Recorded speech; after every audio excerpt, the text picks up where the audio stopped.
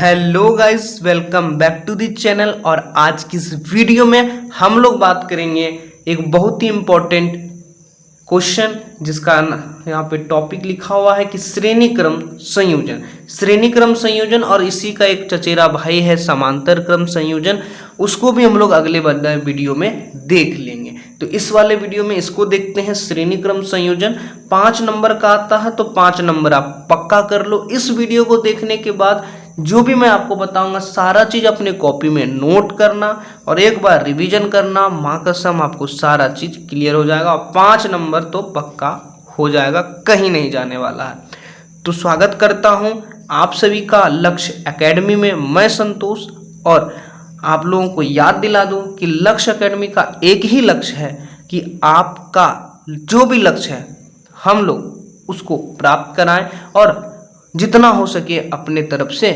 उनमें हम लोग अपना सहयोग करें। तो चलिए बिना किसी देरी के वीडियो करते हैं स्टार्ट।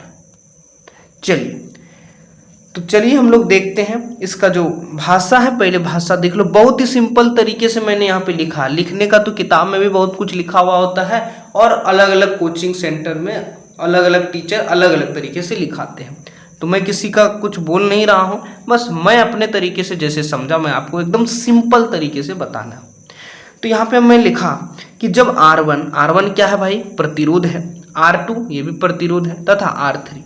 तो जब R1, R2 तथा R3 प्रतिरोध के 3 प्रतिरोधकों को उसके एक सिरे से, ध्यान से सुनिएगा, एक सिरे से दूसरा सिरा मिलाकर जोड़ा जाता है। एक सिरा और दूसरा सिरा मिला करके, जैसे ये एक सिरा है, ये दूसरा सिरा, दूसरे दोनों को मिला दिया, एक सिरा तथा दूसरा सिरा दोनों को मिला करके क्या किया जा रहा है, जोड़ा जाता है। तो प्रतिरोधकों के ऐसे संयोजन को क्या कहते हैं, श्रेणी क्रम संयोजन कहते हैं। फिर से सुनना, जब R1, R2 तथा R3 प्रतिरोध के 3 प्रतिरोधकों को उसके एक सिरे से दूसरा सिरा मिलाकर जोड़ा जाता है तो प्रतिरोधकों के ऐसे संयोजन को क्या बोलते हैं, श्रेणी क्रम संयोजन। फिगर मैं आपको दिखाऊंगा, टेंशन मतलब।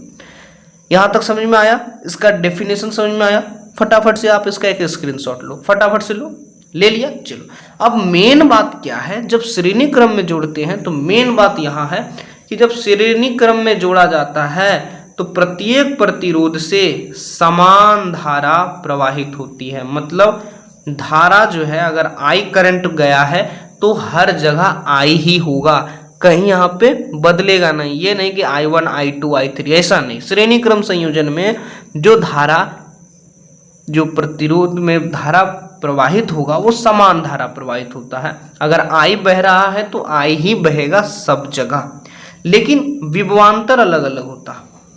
मतलब कि I जो है ये कभी नहीं बदलता, लेकिन भी टूट जाता, V1 में, V2 में, V3 में, V4 में, इस तरीके से। तो श्रेणी क्रम संयोजन में I ही रहता है, इसके बदले में कुछ होता नहीं। I1, I2 नहीं टूटता ही नहीं है, लेकिन V जो विभवांतर है वो अलग अलग होता है। इसका मतलब किसी प्रतिरोध का विभवांतर V1, किसी का V2, किसी का V3।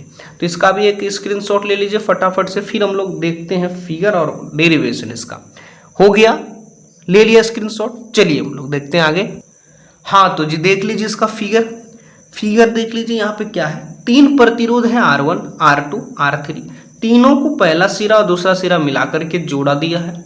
ठीक, जोड़ने के बाद यहाँ पे एक वोल्ट मीटर लगाया हुआ है ताकि वोल्टेज माप सकें। तो यहाँ पे वोल्टेज मापने से पता चला कि इस R1 प्रतिरोध का वोल्टेज V1 है, इसका विभवांतर V2 है और इसका पोटेंशियल डिफरेंस है V3। ठीक, अब यहाँ पर इसको जो है तार से, बैटरी से जोड़ दिए हैं। ये प्लस वाला टर्मिनल, ये माइनस वाला। पॉजिटिव वाले टर्मिनल से धारा निकला I, इस तरीके से गया, इधर एंटर किया, फिर इस तरीके से लौट करके आ गया। अब इसमें धारा प्रवाहित हो रहा है, तो कितना धारा प्रवाहित हो रहा है इसके लिए एमीटर लगा दिए हैं। एमीटर लगाने के बाद पता चला कि सब में I धारा प्रवाहित हो रहा है। और यहाँ पे हम एक कुंजी लगा दिए, एक की लगा दिए, जिससे हम लोगों को सुविधा होगा जब हम लोग इस सर्किट को चाहे बंद कर सकते हैं, जब चाहे खोल सकते हैं। ठीक, समझ गए पूरा सर्किट क्या है। ठीक, इसका आप एक स्क्रीनशॉट ले लीजिए, ले लिए। देखो बाबू, श्रेणी क्रम में है ना, श्रेणी क्रम में है ना। ठीक, तो श्रेणी क्रम में क्या होता है, प्रतिरोध ये R1 R2 R3 है। यहाँ पे तो हम हर जगह करंट I ही बह रहा है ना, लेकिन विभवांतर यहाँ अलग है, यहाँ अलग है, यहाँ अलग। तो हम लोग जानते हैं कि जो V1 V2 V3 है, जो V1 V2 V3 है वो टोटल क्या है, टोटल ये V ही तो है। इस बैटरी का विभवांतर है V, इस बैटरी का विभवांतर है V, इसी का विभवांतर टूट करके इसका V1 हो गया, इसका V2 हो गया, इसका V3 हो गया। तो इन तीनों को अगर जोड़ेंगे V1 V2 V3 को, तो क्या आंसर आएगा, V आएगा। क्या आंसर आएगा, बड़ा वाला V। हम लोग जानते हैं ओम के नियम से, जब मैंने आपको ओम का नियम बताया था तब हमने कहा था कि ये फॉर्मूला आपको याद रखना है, वहां काम आएगा। देखो आज काम आया ना। देख V बराबर IR होता है, V बराबर IR होता है, तो V1 बराबर क्या होगा, IR1, क्योंकि I तो बदलेगा नहीं लेकिन R तो बदल रहा, R1 R2 R3 हो रहा। तो V1 is equal to IR1, V2 is equal to IR2 and V3 is equal to IR3। अब V1 V2 V3 ये तीनों चारों का मान यहाँ पे रख देंगे, यहाँ V का मान, यहाँ V1 का मान, यहाँ V2 का मान, यहाँ V3 का मान। अब मान रखने के बाद जो कॉमन आएगा उसको काट देंगे, जो बचेगा वही आंसर हो जाएगा। तो समीकरण 1 में मान रखने पर, चलो देखो समीकरण क्या था, V is equal to V1 plus V2 plus V3, इसी को उल्टा दिए, ऐसे है ऐसे कर दिए। देखो यहाँ पे किए V is equal to V1 plus V2 plus V3। अब V जो है V का वैल्यू IR, यहाँ IR, V1 का वैल्यू IR1 प्लस है तो प्लस, V2 का वैल्यू IR2 यहाँ लिख दिए, प्लस है तो प्लस, V3 का वैल्यू है IR3 यहाँ पे लिख दिए। अब यहाँ पे एक चीज दिख रहा है भाई कि यहाँ पे भी I है, इसमें भी है, इसमें भी है, इसमें भी, तो तीनों से I कॉमन ले लेंगे, इसमें भी I है, काट देंगे। तो चलो वही किए हैं, देख दो आगे, देख यहाँ से I तीनों से कॉमन ले लिए, यहाँ पे I, यहाँ का I और यहाँ का I कट गया, इस तरीके से बचा क्या R बराबर R1 R2 और R3, यही है answer. R is equal to R1 R2 R3, और सबको जोड़ने के बाद जो समतुल्य प्रतिरोध आया है उसी को बोलते हैं R।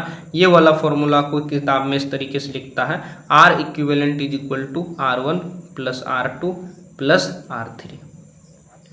ये जो मैंने यहाँ लिखा है कि R समतुल्य प्रतिरोध है, ये इसी का मतलब होता है R इक्विवेलेंट। ठीक, तो इसका आप स्क्रीनशॉट ले लीजिए। आई होप कि आपको सारी चीज़ें समझ में आ गई होगी, और कमेंट कीजिए जो भी आपको टॉपिक ज़रूरत है कि सर इस चीज़ पर वीडियो बनाए तो बनाएंगे।